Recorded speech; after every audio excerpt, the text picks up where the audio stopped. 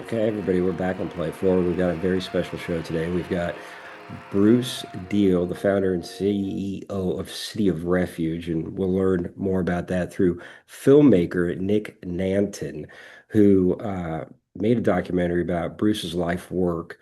It's called The Greatest of These. Gentlemen, thank you for being on the show. Thanks for Thank having you. me. So, the film in a nutshell is about Bruce's life. Bruce is a pastor, a minister. He came to the city of Atlanta, Georgia at what age? At 37. 37. Ripe old age, relatively adult age. And Bruce, you were there with your five daughters already? Yes, my wife and I have $5. Okay, but when you got there, you had the five When we daughters got already? there, we had four. So 29 years ago, we had $4. They were 7, 5, 3, and 1. Okay. So, four daughters, and then brought a fifth into the world. You were living in a church that was looked like pretty close to slated to be closed, if it wasn't for your intervention. And it is and was maybe, and it certainly has changed, but it was the uh, worst, most crime-ridden part of Atlanta, Georgia at the time that you decided to take yourself, your wife, your four daughters, and then proceeded to have a fifth. I think a lot of people would say that was a foolhardy choice. However, it worked out well for you. And before I turn over to you guys, not only did it work out well for you, but worked out well for the city of Atlanta and many, many other people. Bruce, when I was reviewing the story and considering how to set it up, it occurs to me that you decided at that point, at some point in your life, to go on a mission to bring ice water to people in hell. That being the case, what in God's green earth gave you the goal to think that you could make a difference? And when was the point in your development? Because it must have happened early. It must have happened when you were a small boy that you said, I am going to do this. Yeah, I don't recall a specific moment, Kostia, where that happened, but I did grow up in a pastor's home. My dad and mom were ministers for my entire life before they passed away, and they always cared for the least of these. So the poor, the broke, and the downtrodden. Growing up, we always had single moms living with us, folks recovering from addiction or alcoholism. Our home was sort of a haven for those that found themselves in really crisis places in life. So I think it was just part of the innate nature with which I was born, hereditary from my parents. It was modeled for me.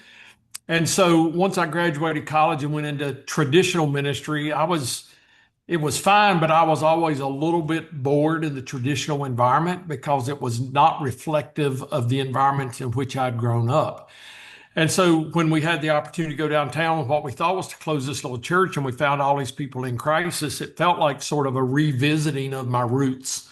Like I was able to go back to this place of daily spending time with people in really broken life conditions. So when I think about the reason I did it, it all goes back to my heritage. It always goes back to mom and dad who just gave their life away on a daily basis, and it was an example that we chose to follow. I hear you. And I'd like to see if I can nudge that even a little further deeper into your psyche and into your consciousness. Because of course, we either emulate our parents' example or we go the other way.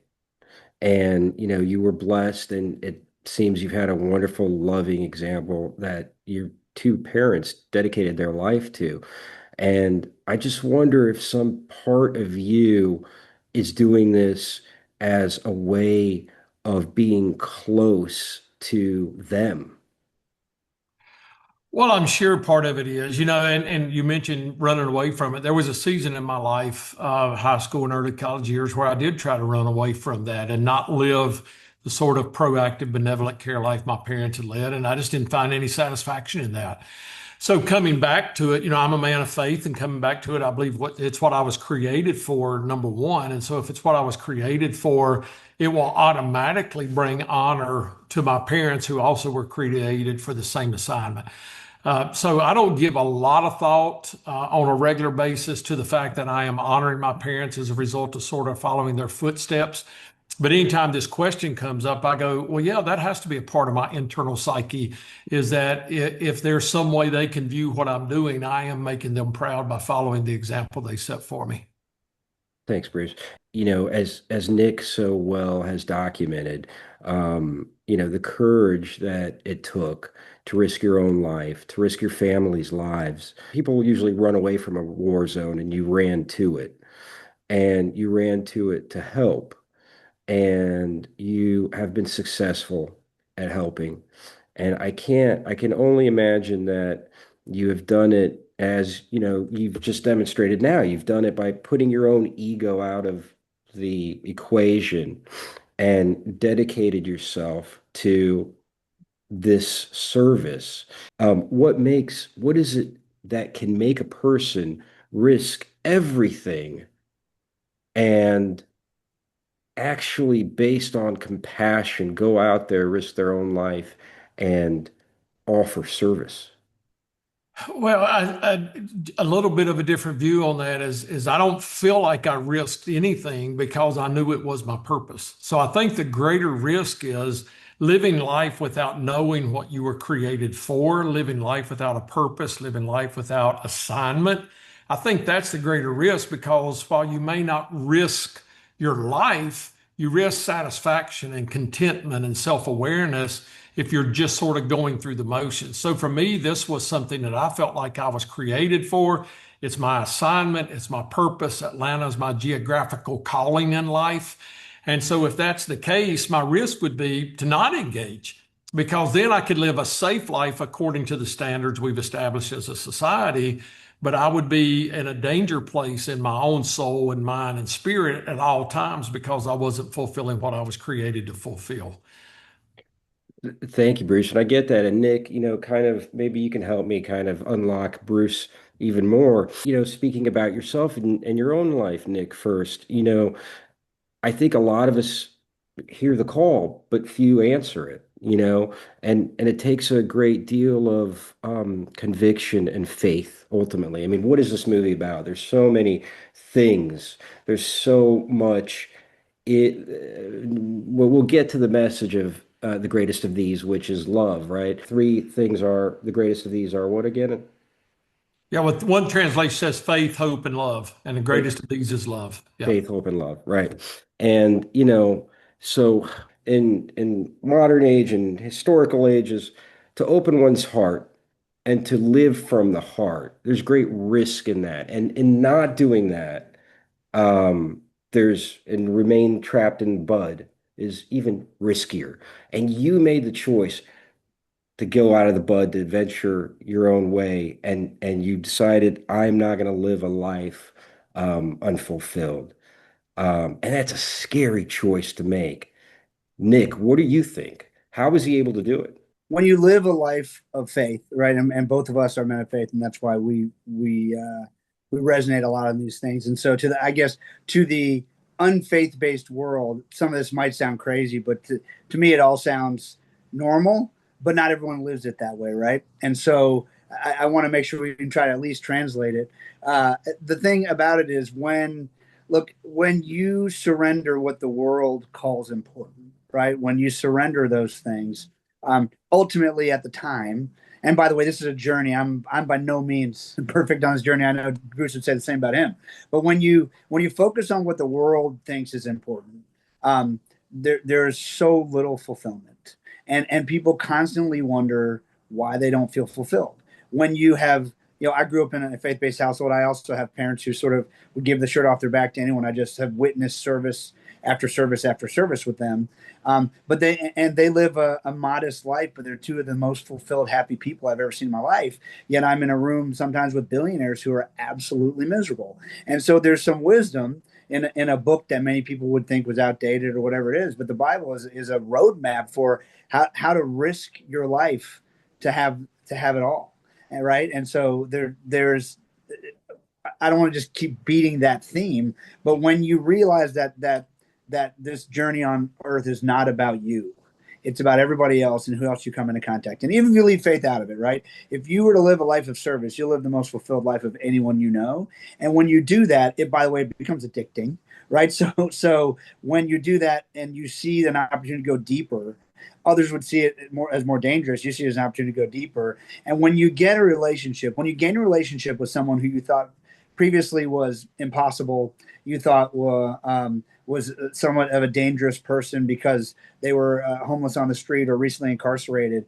And when you get to connect with somebody who is a way more sound mind, hopefully when you connect with them than you thought, the gifts they can give you are far greater than a lot of the people in a C-suite. And so I think there's this innate humanity we all seek, we all desire it. I mean, people will pay whatever amount to go experience Antarctica, right? To experience like the limits of where humans could survive. People will pay money to race around a racetrack with a NASCAR driver to reach the limits. And those are all like sort of these limits of adrenaline rush limits of like these things that the world shows you. But I would say the adrenaline rush and reaching the limits of inner humanity is far more fascinating when you Of allow what is yourself it? to connect of inner humanity when you get on a level with someone who you didn't I, think was the same as you, but they are. yeah, yeah, no, thank you so much for that, Nick. That's such a great summary. The journey is inward, the limits are inward, right? We set our own limits on what we can do, and going to the place that feels unlimited in us is, like you said, a surrender project. And part of this show is to offer wisdom that we as artists cultivate through our touching humanity, through um, the unforeseen, through that interconnection between what we cannot see. So the opposite of materialism, formlessness, right? So that's why I keep honing back on this question because, okay, yeah, you guys know, but what about the guys that don't know and are on the fence? Well, that's part of the reason we did the film, right? I mean, the part of the goal here is in my opinion, we have two potential audiences.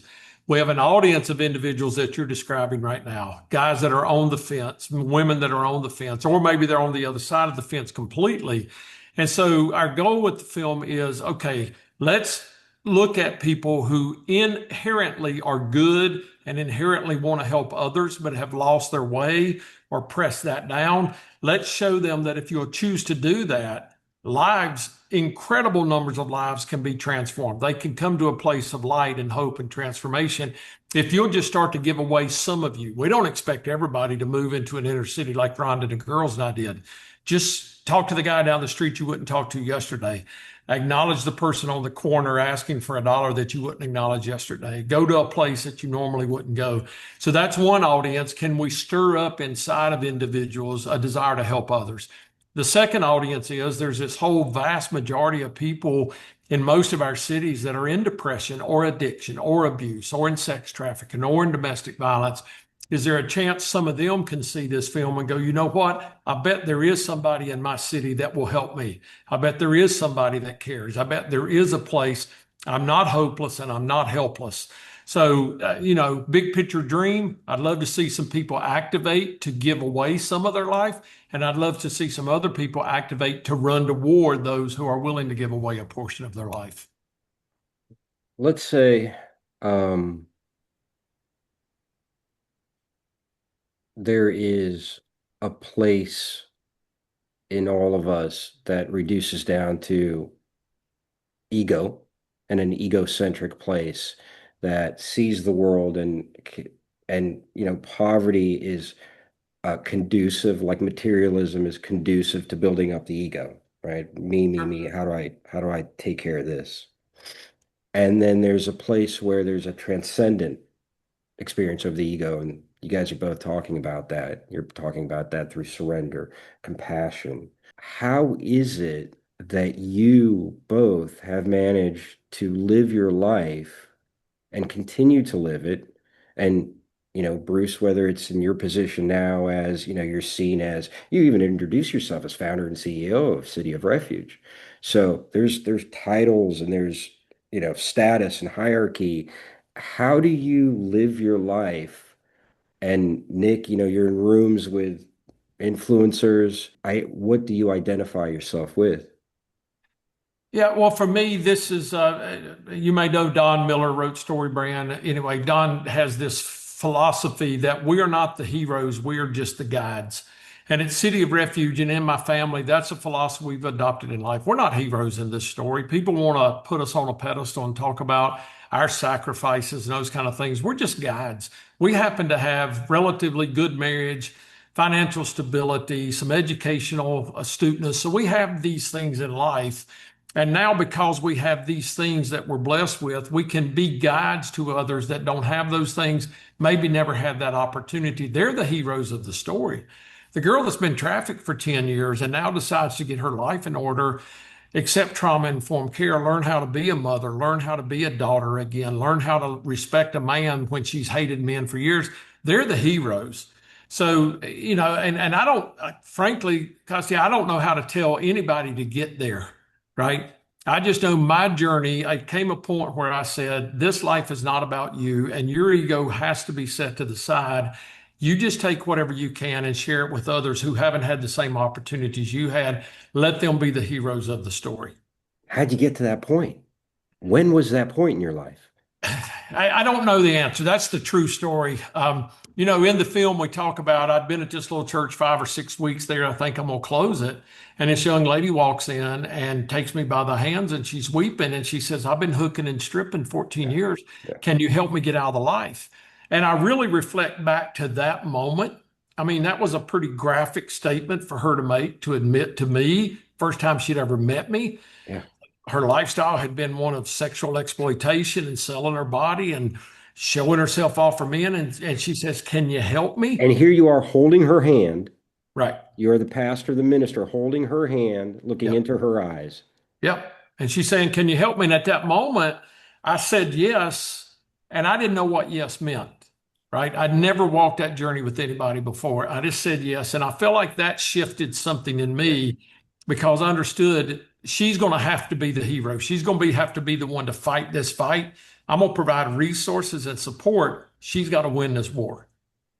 Yeah, and I would just add, I mean that look, Bruce, I you didn't set out to build City of Refuge. You took one small act of faith. You took one small act of service, and so I think Kostia, I think so many times because we look, I'm not sure the world's been any different ever. We just had different tools now, and now we have, we're algorithms force things in front of our faces. But I think the brain probably, the brain saw what it wanted to see when it focused on what it wanted to focus on probably before that anyway. But we all see these people online or in the news now or movies like have built something like Bruce has built, and we all are wondering like, well, what's our City of Refuge? And I think that's an impossible question to answer. The question to answer that the only place to start is what opportunity did I miss yesterday to start building that or to start serving the people in front of me? And what opportunity do I have in front of me today to say yes to serving someone beyond myself to get past the ego so I can serve? And by the way, it's rewarding. It does reward the ego. It does reward the brain. You got to watch that. You got to be careful how you utilize that and weaponize it. But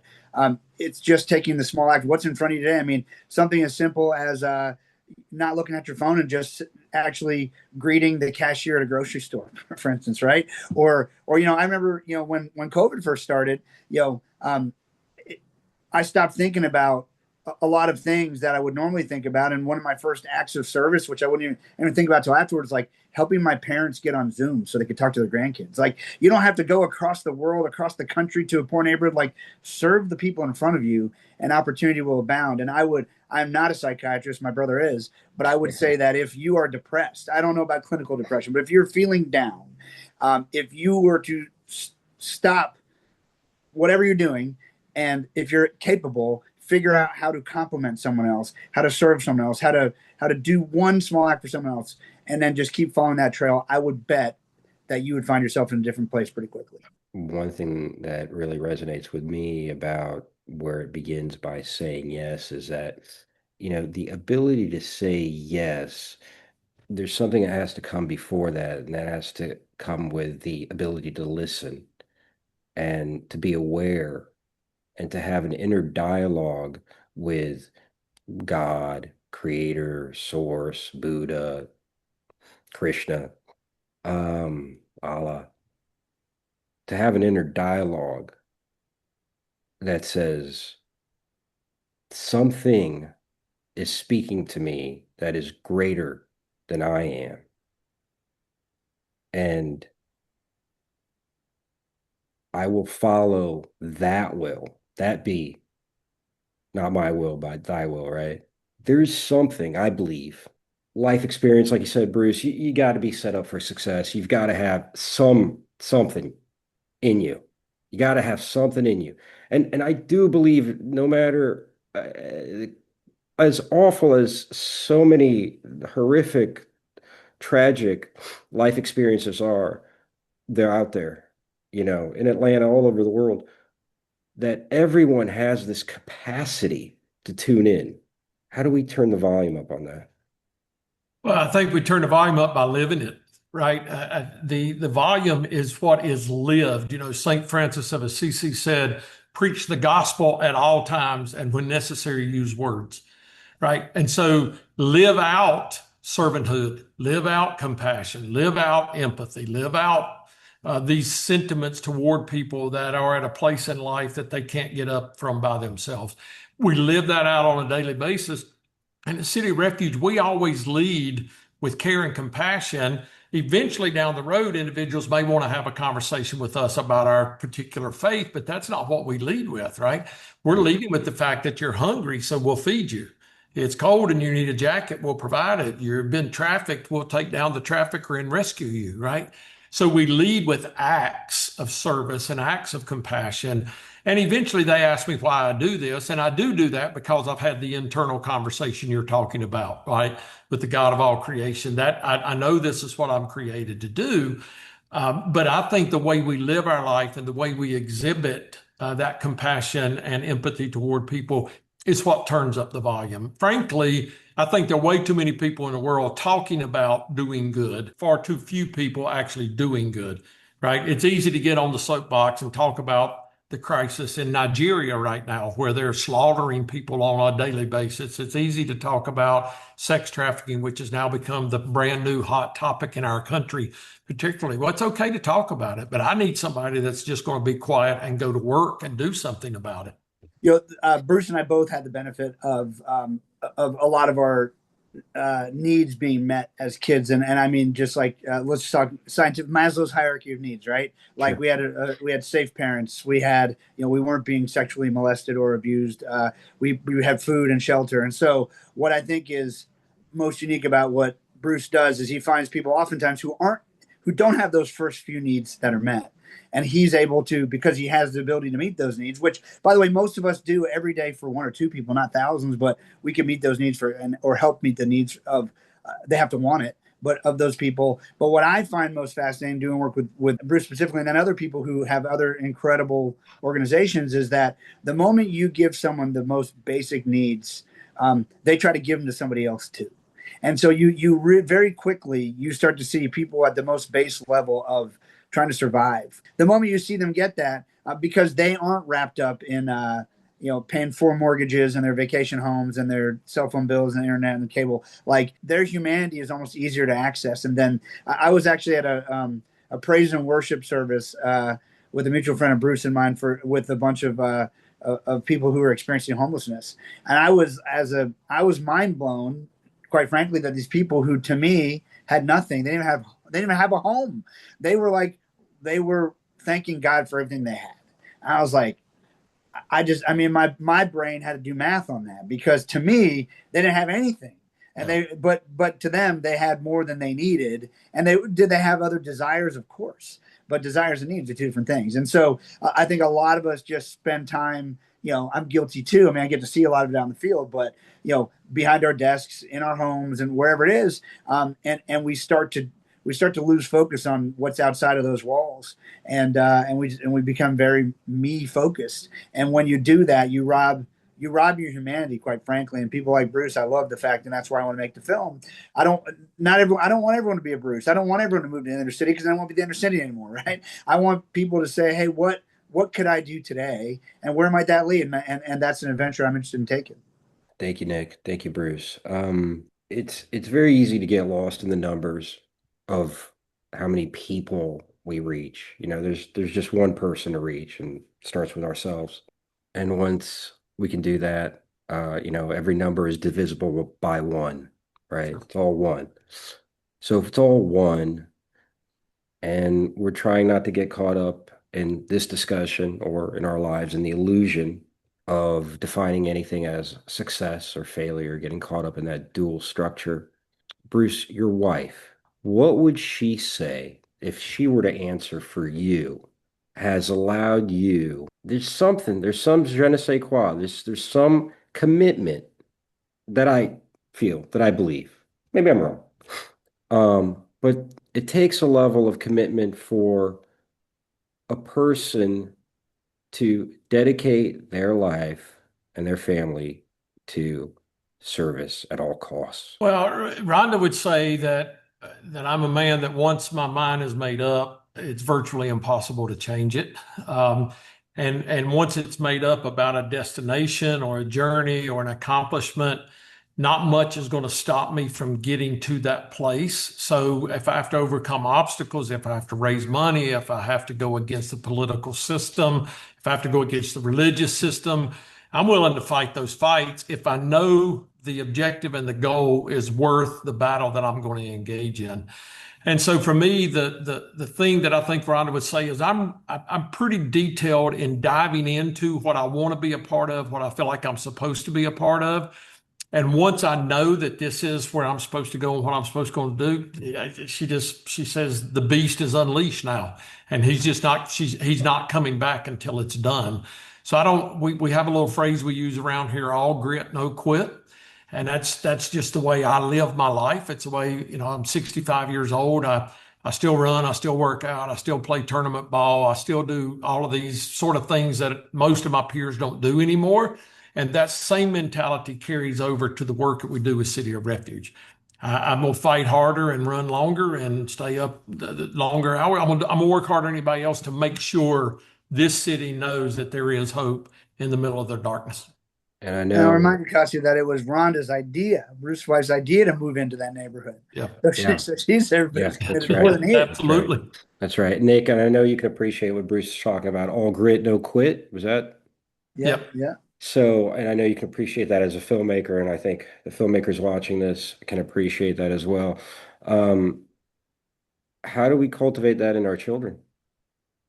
Lead by example is what I think, and have the conversation. And I think, in my home, I've got three kids, 21, 18, and 15, 14. She'll be 15 soon. But it's being willing to have conversations. I mean, it's being willing to have the conversations I have outside the house with the people inside the house. And oftentimes, I find that's much harder because they know you better.